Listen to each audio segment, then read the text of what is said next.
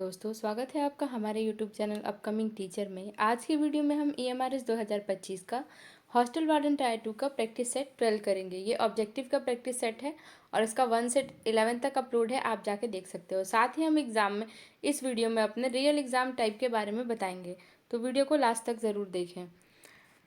मैं आपको बता दूं कि हम लोग बेस्ट फुल मॉक एग्ज़ाम ले रहे हैं JSA और हॉस्टल वार्डन का। फुल एग्ज़ाम का मतलब कि उसमें डिस्क्रिप्टिव और ऑब्जेक्टिव दोनों हैं, और जैसे आपका एग्ज़ाम में आता है ना पैटर्न पूरा ऑब्जेक्टिव और डिस्क्रिप्टिव एक साथ, बिल्कुल उस तरह से हिंदी इंग्लिश दोनों में, ठीक है।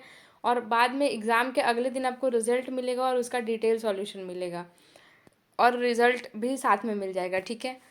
बात करेंगे आपको इस टेस्ट में इनरोल कैसे होना है, तो जो भी सीरियस एस्पिरेंट है वो हमें व्हाट्सएप पे मैसेज करके इस टेस्ट में इनरोल हो सकते हो, JSA और हॉस्टल वार्डन दोनों के लिए। टेस्ट देने के लिए सबसे पहले आपको रजिस्ट्रेशन फ़ी पे करना होगा। रजिस्ट्रेशन फ़ी 100 रुपीज़ है। 100 रुपीज़ में आपको 3 टेस्ट मिलेगा, ठीक है, हिंदी इंग्लिश दोनों में। पेमेंट के बाद आपको प्राइवेट व्हाट्सएप टेस्ट ग्रुप में ऐड किया जाएगा और फिक्स डेट एंड टाइम पर क्वेश्चन पेपर ग्रुप में सेंड किया जाएगा। 3.5 आवर मिलेंगे आपको आंसर लिखने के लिए और सेंड करने के लिए। आंसर लिखकर आप PDF बनाकर ग्रुप में सबमिट करना होगा। हमारी टीम आपकी कॉपी चेक करके मार्क्स और ऑल इंडिया रैंक आपको प्रोवाइड कर देगी कि आपका कितना रैंक आया।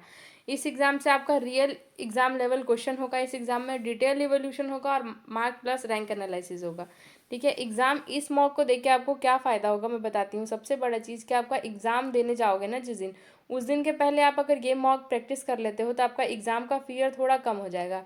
लगेगा कि आप एग्ज़ाम जो है नॉर्मली दे रहे हो जैसे मॉक में दिए थे, बिल्कुल सेम पैटर्न पे। साथ ही आपका डिस्क्रिप्टिव का भी प्रैक्टिस हो जाएगा और ऑब्जेक्टिव का भी प्रैक्टिस हो जाएगा, और आपसे जो भी गलतियाँ हो रही होगी वो अभी टाइम है, आप सुधार लोगे इस मॉक को देख के। तो एक बार इस मॉक को ज़रूर इनरोल करें। JSA के लिए भी सेम पैटर्न है। JSA में भी आपको 100 रुपीज़ में 3 मॉक्स मिलेंगे, और वैसे ही आपको रजिस्ट्रेशन फ़ी पे करके व्हाट्सएप ग्रुप में ऐड कर दिया जाएगा और क्वेश्चन दिया जाएगा और वहाँ पे आप अपना आंसर सबमिट करोगे, ठीक है। चलिए, तो और इसके लिए आप हमें व्हाट्सअप हमारी टीम को व्हाट्सअप करके इस टेस्ट में इनरोल हो सकते हो। हमारा व्हाट्सअप नंबर है 9153168917, ठीक है। चलिए अब वीडियो को शुरू करते हैं। पहला सवाल है हमारा, under the POCSO act the identity of child victim must be. POCSO अधिनियम के तहत बाल पीड़ित की पहचान को कैसे रखा जाना चाहिए। ऑप्शन है हमारे, डिस्क्लोज्ड ओनली मीडिया अथॉरिटीज़, केवल मीडिया को बताया जा सकता है। स्ट्रिक्टली किप्ड कॉन्फिडेंशली, पूरी तरह गोपनीय रखा जाना चाहिए। शेयर्ड विथ पब्लिक इंस्टीट्यूशन, सार्वजनिक संस्थाओं से साझा किया जा सकता है। और पब्लिश्ड विथ पेरेंटल कंसेंट, अभिभावक की अनुमति से प्रकाशित किया जा सकता है। तो बताइए इसका राइट आंसर क्या होगा। इसका राइट आंसर होगा option B, strictly kept confidential, यानी पूरी तरह गोपनीय रखा जाना चाहिए। The identity of child victim can not be disclose to protect the dignity and privacy, यानी कि पीड़ित बच्चे की पहचान गोपनीय रखना अनिवार्य है, ठीक है। हमें क्या है, पॉस्को एक्ट के तहत यानी कि protection of child sexual offence act के तहत बाल यौन शोषण के मामलों में पीड़ित बच्चे की पहचान पूरी तरह गोपनीय रखी जाती है। बच्चे का नाम, फोटो, स्कूल, परिवार की जानकारी आदि किसी भी माध्यम को सार्वजनिक नहीं किया जा सकता, ठीक है। आगे बढ़ते हैं, नेक्स्ट क्वेश्चन को देखते हैं। नेक्स्ट क्वेश्चन है हमारा, विच factor most directly improve gender ratio in the long term. लंबे समय में लिंग अनुपात सुधारने में सबसे प्रत्यक्ष योगदान किसका है। ऑप्शंस क्या क्या है हमारे। ऑप्शंस है, एक्सपेंशन ऑफ इंडस्ट्रियल एम्प्लॉयमेंट, औद्योगिक रोजगार का विस्तार। Female education and social empowerment, महिला शिक्षा और सशक्तिकरण। इंक्रीज इन अर्बन माइग्रेशन, शहरी पलायन। और एक्सपेंशन ऑफ टूरिज्म सेक्टर, यानी पर्यटन क्षेत्र का विस्तार। तो बताइए इसका राइट आंसर क्या होगा। इसका राइट आंसर होगा option B, female education and social empowerment, महिला शिक्षा और सशक्तिकरण, यानी कि education and empowerment reduce gender discrimination. महिला शिक्षा से लैंगिक भेदभाव कम होता है, ठीक है। लंबे समय तक लिंग अनुपात सुधारने का सबसे प्रभावी और सही तरीका है महिलाओं की शिक्षा, और ठीक है, शिक्षा समाज में लड़कियों के प्रति सकारात्मक सोच को बढ़ाती है, बाल विवाह, भेदभाव और भ्रूण हत्या जैसी समस्याओं को कम करती हैं, और शिक्षित महिलाएं जो है अपने स्वास्थ्य और अधिकार और बच्चों की शिक्षा के प्रति जागरूक होती हैं। आगे बढ़ते हैं, नेक्स्ट क्वेश्चन है, in hostel administration which document is most circular for tracking consumptions of hostel supplies. हॉस्टल सामग्री के उपयोग की निगरानी के लिए कौन सा दस्तावेज सबसे महत्वपूर्ण है। ऑप्शंस है हमारे, attendance register, visitor register, stock register और एकेडमिक रजिस्टर। तो बताइए इसका राइट आंसर क्या होगा। इसका राइट आंसर होगा option C, stock register. Stock register track users of hostel resource. Stock register सामग्री उपयोग का रिकॉर्ड करता है। ठीक है, स्टॉक रजिस्टर क्या होता है? हॉस्टल प्रशासन में स्टॉक रजिस्टर सबसे महत्वपूर्ण दस्तावेज होता है, क्योंकि इसके माध्यम से हॉस्टल में उपयोग होने वाली सामग्री की आवाजबक यानी कि इशू और बैलेंस का रिकॉर्ड रखा जाता है। स्टॉक रजिस्टर में आमतौर पर पता है क्या जानकारी रहती है? जैसे कि सामग्री का नाम, जो भी सामान हमने मंगवाया, पर्याप्त मात्रा, फिर उपयोग की गई और जारी की गई मात्रा, और शेष मात्रा, और तिथि और हस्ताक्षर। ठीक है, आगे बढ़ते हैं, नेक्स्ट क्वेश्चन को देखते हैं। Child mortality rate in most closely associated with the sector. बाल मृत्यु दर सबसे अधिक किस क्षेत्र से संबंधित संकेतक है? ऑप्शन है हमारे हेल्थ एंड न्यूट्रिशन सेक्टर, स्वास्थ्य और पोषण क्षेत्र, इंडस्ट्रियल डेवलपमेंट, औद्योगिक विकास, टूरिज्म सेक्टर, पर्यटन क्षेत्र, और ट्रांसपोर्ट सेक्टर, परिवहन क्षेत्र। तो बताइए इसका राइट आंसर क्या होगा? इसका राइट आंसर होगा option A, health and nutrition sector, स्वास्थ्य और पोषण क्षेत्र। Child mortality reflect health and service and nutrition condition. बाल मृत्यु दर स्वास्थ्य व्यवस्था का संकेतक है। ठीक है, बाल मृत्यु दर क्या है? स्वास्थ्य व्यवस्था का संकेतक है। बाल मृत्यु दर का अर्थ है कि 5 वर्ष से कम आयु के बच्चों की मृत्यु दर यह सबसे अधिक स्वास्थ्य सेवाएं और स्वस्थ व्यवस्था से जुड़ी होती है। ठीक है, प्रसव के समय मातृ और शिशु की सेवाएं अगर सही नहीं होती है, तो टीकाकरण सही नहीं होता है, तो पोषण और कुपोषण की स्थिति होती है, तो बाल मृत्यु दर सबसे अधिक होती है। ठीक है, आगे बढ़ते हैं, नेक्स्ट क्वेश्चन को देखते हैं। Which administrative approach best help manage a large number of hostel student effectively. अधिक संख्या में हॉस्टल छात्रों को प्रभावी प्रबंधन करने के लिए कौन सा तरीका सबसे उपयुक्त है? ऑप्शन है हमारे स्ट्रिक्ट पनिशमेंट, कठोर दंड नीति, लीडरशिप एंड कम्युनिकेशन स्किल, नेतृत्व और संचार कौशल, लिमिटिंग स्टूडेंट एक्टिविटीज, छात्र गतिविधियां सीमित करना, और सेंट्रलाइज्ड डिसीजन मेकिंग, केंद्रीकृत निर्णय लेना। तो बताइए इसका राइट आंसर क्या होगा? इसका राइट आंसर होगा option B, leadership and communication skill, नेतृत्व और संचार कौशल। Leadership and communication ensure coordination and discipline. नेतृत्व और संचार से छात्रों का बेहतर प्रबंधन होता है। ठीक है, जब हॉस्टल में छात्रों की संख्या अधिक हो जाती है तो सभी काम वार्डन को अकेले करना और संभालना कठिन हो जाता है। इसके लिए प्रशासनिक तरीका है कि कार्यों की जिम्मेदारी को क्या किया जाए, अलग अलग तरह से सौंपा जाए और उसका नेतृत्व और संचार कौशल किया जाए। ठीक है, आगे बढ़ते हैं, नेक्स्ट क्वेश्चन है the prohibition of child marriage act primary aims to. बाल विवाह निषेध अधिनियम का मुख्य उद्देश्य क्या है? ऑप्शन है पारंपरिक विवाह को बढ़ावा देना, नाबालिग विवाह रोकना, वयस्क विवाह कानून नियंत्रित करना, और सामाजिक समारोह बढ़ाना। तो बताइए इसका राइट आंसर क्या होगा? इसका राइट आंसर होगा option B, prevent early marriage of minors, नाबालिग विवाह को रोकना। ठीक है, the act prevent marriage involving minors. यह अधिनियम नाबालिग विवाह को रोकने के लिए बनाया गया है। ठीक है, प्रोहिबिटेशन ऑफ चाइल्ड मैरिज एक्ट का मुख्य उद्देश्य है बाल विवाह को रोकना और बच्चों के अधिकारों की रक्षा करना, और इसमें विवाह की न्यूनतम आयु लड़की की 18 वर्ष और लड़के की 21 वर्ष बनाई गई है। इससे कम उम्र में विवाह करना अवैध और दंडनीय अपराध है। आगे बढ़ते हैं, नेक्स्ट क्वेश्चन को देखते हैं। नेक्स्ट क्वेश्चन है हमारा, which of the following situation most clearly indicate administrative negligence in hostel safety. Hostel सुरक्षा में प्रशासनिक लापरवाही का सबसे स्पष्ट उदाहरण कौन सा है? ऑप्शंस क्या क्या है हमारे? रेगुलर सिक्योरिटी इंस्पेक्शन, नियमित सुरक्षा निरीक्षण, इग्नोरिंग रिपीटेड सेफ्टी कंप्लेंट्स, बार बार की सुरक्षा शिकायतें नजरअंदाज करना, मेंटेनिंग विजिटर वेरिफिकेशन, आगंतुक सत्यापन बनाए रखना, और कंडक्टिंग अवेयरनेस प्रोग्राम, जागरूकता कार्यक्रम आयोजित करना। तो बताइए इसका राइट आंसर क्या होगा? इसका राइट आंसर होगा option B, ignoring repeated safety complaints, बार बार सुरक्षा शिकायतें नजरअंदाज करना। ठीक है, ignoring complaints compromise student safety, शिकायतों को नजरअंदाज करना सुरक्षा के लिए खतरनाक है। ठीक है, सुरक्षा देखिए किसी भी बच्चे का अगर कुछ भी प्रॉब्लम होता है हॉस्टल में, तो सबसे लापरवाही क्या होती है? बच्चों की शिकायतों को नजरअंदाज करना। इससे जो क्या है, हॉस्टल व्यवस्था बहुत ज़्यादा बाधित होती है और बच्चों को इससे नुकसान पहुँच सकता है। आगे बढ़ते हैं, नेक्स्ट क्वेश्चन को देखते हैं। हॉस्टल में अनाधिकृत प्रवेश रोकने के लिए कौन सा उपाय सबसे प्रभावी है?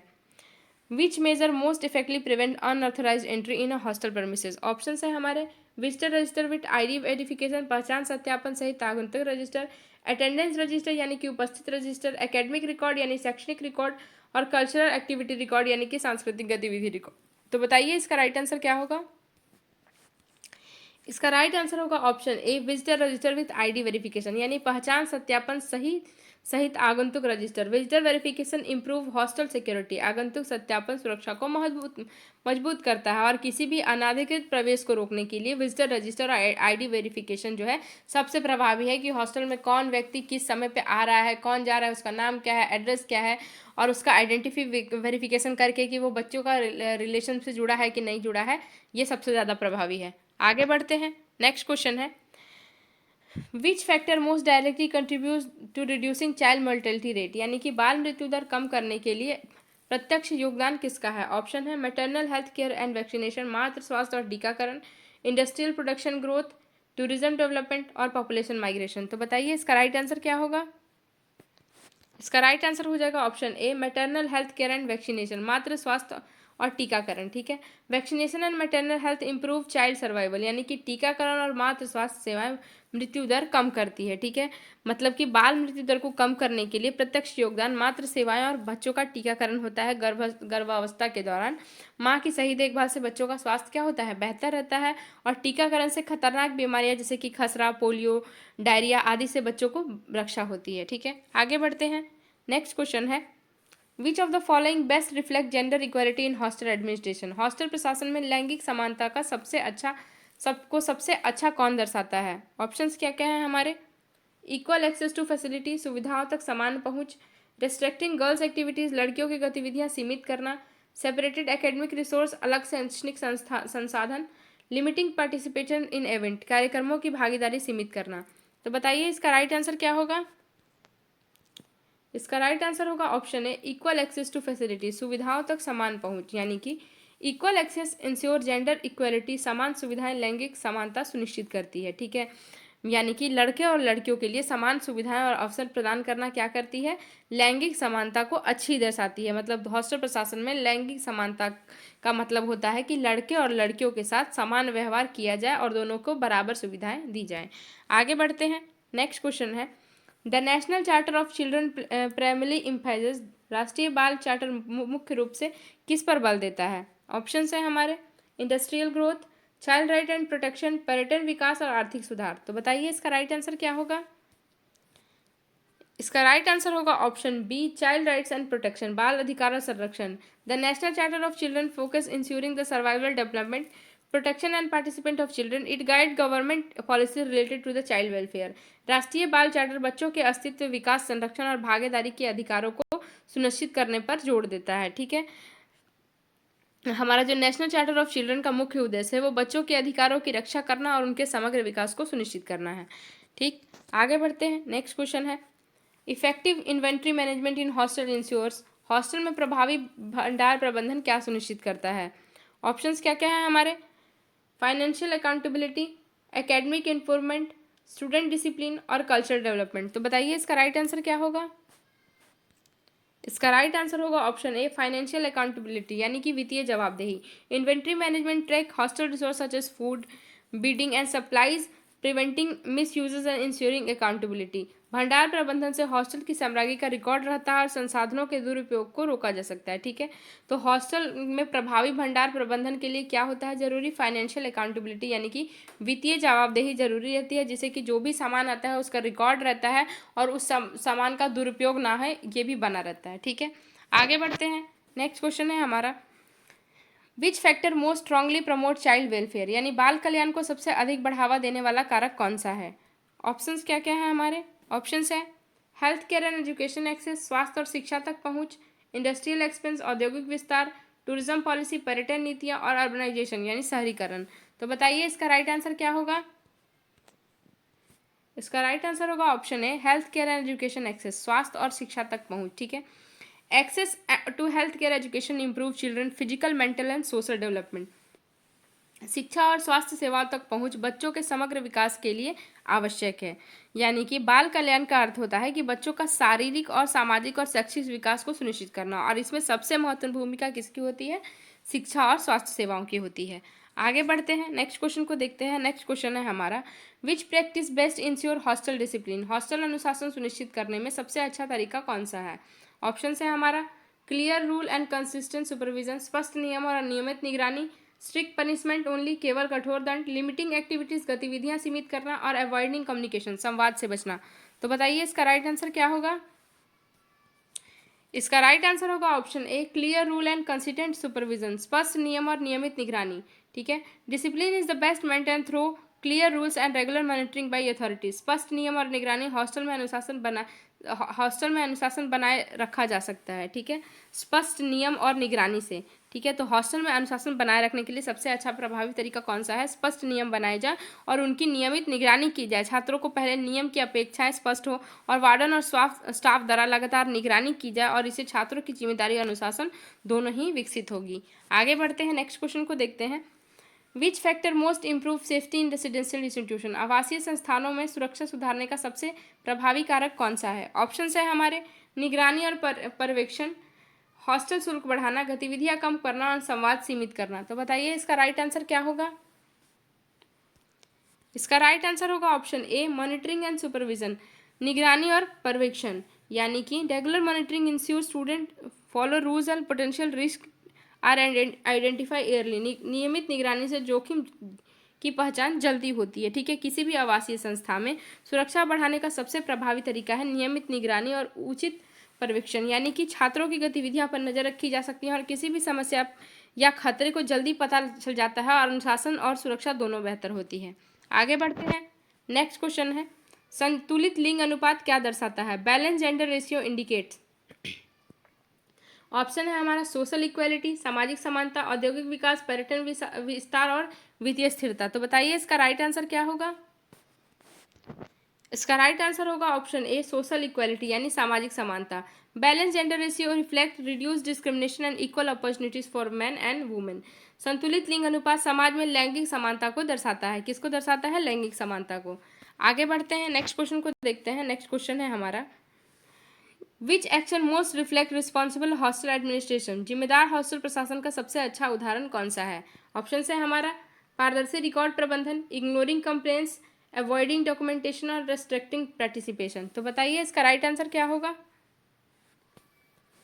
इसका राइट आंसर होगा ऑप्शन ए, ट्रांसपेरेंट रिकॉर्ड कीपिंग, यानी पारदर्शी रिकॉर्ड प्रबंधन। Transparent record keeping ensure accountability and efficient management. पारदर्शी रिकॉर्ड प्रबंधन से प्रशासनिक जवाबदेही सुनिश्चित होती है। ठीक है, जिम्मेदार प्रशासन का सबसे अच्छा उदाहरण है पारदर्शी और सही रिकॉर्ड प्रबंधन। ठीक है, इसमें बच्चों के सही और अध्ययन का रिकॉर्ड रखना, समय पर उनकी कोई भी ज़रूरतों को, प्रशासनिक कार्य को स्पष्ट रूप से रिकॉर्ड करके रखना कि ऐसे ऐसे हुआ, तो इससे क्या होता है, हमारी जो है पारदर्शी बनी रहती है। आगे बढ़ते हैं, नेक्स्ट क्वेश्चन को देखते हैं। Which factor help reduce gender discrimination. लैंगिक भेदभाव कम करने के लिए कौन सा कारक सहायक है। ऑप्शंस है महिला शिक्षा, टूरिज्म प्रमोशन, औद्योगिक विकास और शहरी पलायन। तो बताइए इसका राइट आंसर क्या होगा। इसका राइट आंसर होगा ऑप्शन ए, फीमेल एजुकेशन, महिला शिक्षा। एजुकेशन एम्पावर्स वुमेन्स और प्रमोट जेंडर इक्वेलिटी। महिला शिक्षा से महिलाओं को सशक्तिकरण मिलता है और भेदभाव कम हो जाता है। ठीक है, तो लैंगिक भेदभाव कम करने का सबसे सहायक कारक कौन सा होगा, महिला शिक्षा। आगे बढ़ते हैं, नेक्स्ट क्वेश्चन को देखते हैं। Clean hostel environment mainly prevent. स्वच्छ हॉस्टल वातावरण मुख्यतः क्या रोकता है। ऑप्शन है डिजीजेज, फाइनेंशियल लॉस, एकेडमिक डिस्क्लाइन और स्टूडेंट माइग्रेशन। बताइए इसका राइट आंसर क्या होगा। इसका राइट आंसर होगा डिजीजेज, रोग। ठीक है, clean surrounding reduce infection and improve health. स्वच्छ वातावरण रोगों के प्रसार को कम करता है। तो स्वच्छ हॉस्टल वातावरण मुख्यतः क्या रोकेगा, रोगों को रोकेगा। आगे बढ़ते हैं, नेक्स्ट क्वेश्चन को देखते हैं। Which principle ensure equal treatment of student. छात्रों के साथ समान व्यवहार सुनिश्चित करने वाला सिद्धांत कौन सा है। ऑप्शन है समानता का सिद्धांत, एडमिनिस्ट्रेटिव प्रिंसिपल, फाइनेंशियल प्रिंसिपल और इंस्टीट्यूशनल प्रिंसिपल, संस्थागत सिद्धांत। तो बताइए इसका राइट आंसर क्या होगा। इसका राइट आंसर होगा ऑप्शन ए, इक्वालिटी प्रिंसिपल, यानी समानता का सिद्धांत। The equality principle ensure fairness and equal opportunities of student. समानता का सिद्धांत सभी छात्रों के साथ समान व्यवहार सुनिश्चित करता है। ठीक है, छात्रों के समान व्यवहार सुनिश्चित करने के लिए कौन सा सिद्धांत रहेगा, समानता का सिद्धांत। आगे बढ़ते हैं, नेक्स्ट क्वेश्चन है। Which indicator reflect child health status. बाल स्वास्थ्य स्थिति दर्शाने वाला संकेतक कौन सा है। ऑप्शन है बाल मृत्यु दर, साक्षरता दर, रोजगार दर और जनसंख्या घनत्व। तो बताइए इसका राइट आंसर क्या होगा। इसका राइट आंसर होगा option A, child mortality rate, यानी कि बाल मृत्यु दर। Child mortality rate reflects health care quality and nutrition condition. बाल मृत्यु दर स्वास्थ्य व्यवस्था और पोषण स्तर को दर्शाती है। तो बाल स्वास्थ्य स्थिति दर्शाने वाले संकेतक कौन सा हो जाएगा, चाइल्ड मोर्टेलिटी रेट यानी कि बाल मृत्यु दर। साक्षरता दर होगा नहीं, रोजगार दर होगा नहीं, जनसंख्या घनत्व होगा नहीं, तो कौन सा हो जाएगा, बाल मृत्यु दर। आगे बढ़ते हैं, नेक्स्ट क्वेश्चन को देखते हैं। Which administrative practice improves transparency, पारदर्शिता बढ़ाने वाली प्रशासनिक प्रक्रिया कौन सी है। ऑप्शन है प्रॉपर डॉक्यूमेंटेशन यानी सही दस्तावेज, मौखिक रिपोर्ट, औपचारिक संवाद और सीमित रिकॉर्ड। तो बताइए इसका राइट आंसर क्या होगा। इसका राइट आंसर होगा ऑप्शन ए प्रॉपर डॉक्यूमेंटेशन यानी सही दस्तावेज। Proper documentation ensure transparency and accountability. सही दस्तावेज प्रशासन की पारदर्शिता और जिम्मेदारी सुनिश्चित करती है। ठीक है, तो पारदर्शिता बनाने के लिए सबसे जरूरी प्रशासनिक प्रक्रिया कौन सी होगी, सही दस्तावेज यानी प्रॉपर डॉक्यूमेंटेशन। आगे बढ़ते हैं। विच factor most improve child protection awareness, बाल संरक्षण जागरूकता बढ़ाने वाला कारक कौन सा है। ऑप्शन है अवेयरनेस प्रोग्राम, जागरूकता कार्यक्रम, टूरिज्म प्रमोशन, पर्यटन बढ़ावा, इंडस्ट्रियल पॉलिसी, औद्योगिक नीति और इकोनॉमिक रिफॉर्म यानी आर्थिक सुधार। तो बताइए इसका राइट आंसर क्या होगा। इसका राइट आंसर होगा ऑप्शन ए अवेयरनेस प्रोग्राम यानी जागरूकता कार्यक्रम। Awareness program educate student and staff about child safety rights यानी जागरूकता कार्यक्रम बच्चों की सुरक्षा और अधिकारों के बारे में जानकारी बढ़ाती है। ठीक है, तो बाल संरक्षण जागरूकता बढ़ाने वाला सबसे ज़्यादा कारक कौन सा होगा, पर्यावरण बढ़ावा होगा नहीं, औद्योगिक नीति नहीं होगा, आर्थिक सुधार नहीं होगा, क्या हो जाएगा, जागरूकता कार्यक्रम। आगे बढ़ते हैं। Segregation of male and female student mainly ensure, लड़के और लड़कियों का पृथक्करण मुख्यतः क्या सुनिश्चित करता है। ऑप्शन है safety and privacy, academic competition, financial management और इंस्टीट्यूशनल एक्सपेंशन। तो बताइए इसका राइट आंसर क्या होगा। इसका राइट आंसर हो जाएगा option A safety and privacy, सुरक्षा और गोपनीयता। Separate accommodation ensure safety and privacy for student, अलग व्यवस्था छात्रों की सुरक्षा और गोपनीयता सुरक्षित करती है। सेग्रीगेशन पृथक्करण का मतलब हो गया कि लड़के और लड़कियों को हॉस्टल में रहने की व्यवस्था अलग करना, और इससे जो है दोनों की क्या होती है, सुरक्षा और गोपनीयता बनी रहती है। आगे बढ़ते हैं, लास्ट क्वेश्चन है हमारा। The ultimate aim of hostel administration is, hostel प्रशासन का अंतिम उद्देश्य क्या है। ऑप्शन है स्टूडेंट सेफ्टी एंड वेलफेयर, छात्रों की सुरक्षा और कल्याण, इंस्टीट्यूशनल प्रॉफिट संस्थागत लाभ, फाइनेंशियल ग्रोथ वित्तीय वृद्धि और टूरिज्म डेवलपमेंट यानी पर्यटन विकास। तो बताइए इसका राइट आंसर क्या होगा। इसका राइट आंसर हो जाएगा option A student safety and welfare, छात्रों की सुरक्षा और कल्याण। Hostel administration must prioritize student safety discipline and welfare, hostel प्रशासन का मुख्य उद्देश्य छात्रों की सुरक्षा और कल्याण सुनिश्चित करना है। ठीक है, तो हॉस्टल प्रशासन का अंतिम उद्देश्य क्या होगा, संस्था का लाभ नहीं होगा, वित्तीय वृद्धि नहीं होगा, पर्यटन विकास नहीं होगा, क्या होगा, छात्रों की सुरक्षा और कल्याण। तो आज की वीडियो में बस इतना ही। आपका इस प्रैक्टिस सेट में कितना मार्क्स आ रहा है कमेंट में ज़रूर बताइए। और बात करेंगे हम अपने मॉक टेस्ट के बारे में, फुल मॉक एग्जाम के बारे में। तो ये हॉस्टल वार्डन और जीएसए दोनों के लिए है, आपको ऑब्जेक्टिव और डिस्क्रिप्टिव दोनों मिलेगा हिंदी इंग्लिश में। और जो है आपको एग्जाम के बाद इसका डिटेल सॉल्यूशन मिलेगा हिंदी इंग्लिश दोनों में, रिजल्ट भी दिया जाएगा। ठीक है, इस टेस्ट में आपको कैसे एनरोल होना है, आपको टेस्ट देने के लिए 100 रुपीज़ पे करना है। 100 रुपीज़ 3 टेस्ट जीएसए का और 100 रुपीज़ 3 टेस्ट हॉस्टल वार्डन का। टेस्ट बिल्कुल एग्जाम के पैटर्न में होगा, ऑब्जेक्टिव प्लस डिस्क्रिप्टिव। पेमेंट के बाद आपको व्हाट्सअप प्राइवेट ग्रुप में ऐड कर दिया जाएगा और फिक्स डेट और टाइम पर क्वेश्चन पेपर ग्रुप में सेंड किया जाएगा। आपको 3.5 आवर मिलेगा आंसर लिखने के लिए और सेंड करने के लिए। आंसर लिखकर आप पीडीएफ बनाकर ग्रुप में सबमिट करेंगे और हमारी टीम आपकी कॉपी चेक करके मार्क्स और ऑल इंडिया रैंक प्रोवाइड करेगी। ठीक है, आपको रियल एग्जाम लेवल क्वेश्चन मिलेगा, डिटेल इवोल्यूशन होगा और मार्क्स आपको पता चलेगा और आपका रैंक एनालिसिस होगा। ठीक है, तो इससे जो है आपका एग्जाम का पहले का फियर भी खत्म हो जाएगा। एग्जाम जैसा ही पैटर्न पे अगर आप एग्जाम देते हो तो आपको एग्जाम के पहले का फियर खत्म हो जाएगा, साथ ही आपका लिखने का प्रैक्टिस भी हो जाएगा, डिस्क्रिप्टिव का भी। तो अगर आप इस टेस्ट में एनरोल होना चाहते हो तो हमारी टीम को व्हाट्सअप करिए 9153168917 पे। व्हाट्सअप करके मैसेज करके आप इस टेस्ट में एनरोल हो जाइए। ठीक है, बात करें अपने पेड पीडीएफ के बारे में तो ये सारा टॉपिक्स मैं यूट्यूब पे डिटेल में करा चुकी हूँ। हॉस्टल वार्डन टायर 2 का सारा सिलेबस डिटेल में करा चुकी हूँ। 18 टॉपिक आप जाके प्लेलिस्ट दे सकते हो, उसमें डिटेल में पढ़ाया हुआ है। अगर इन सारे टॉपिक्स आपको लिखित रिटर्न में चाहिए, लास्ट टाइम में समझ में नहीं आता है कि कहाँ से पढ़े कहाँ से डिटेल्स ले, तो अगर इन सारे चीज़ को आपको डिटेल में चाहिए तो आप हमें कमेंट करिए या लिंक मैं डिस्क्रिप्शन में दे दूँगी। 20 रुपये में आप इस पीडीएफ को परचेस कर सकते हो। इस तरह से ये पीडीएफ हिंदी इंग्लिश दोनों में मिलेगा। पॉस्को एक्ट 2012 और पॉस्को एक्ट 2012 कैसे लिख के डिटेल में समझाया हुआ है। बात करें जेएसए की पीडीएफ के बारे में तो जेएसए का 8 टॉपिक मैं यूट्यूब पे करा चुकी हूँ डिटेल में, आप जाके वीडियो देख सकते हो प्लेलिस्ट में।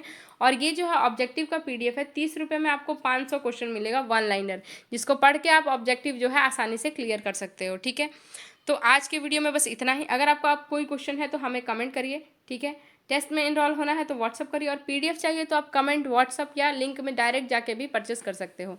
ठीक है, आपका प्रैक्टिस सेट में कितना मार्क्स आया कमेंट में ज़रूर बताइए। आज की वीडियो में बस इतना ही, मिलते हैं नेक्स्ट वीडियो में, तब तक के लिए धन्यवाद।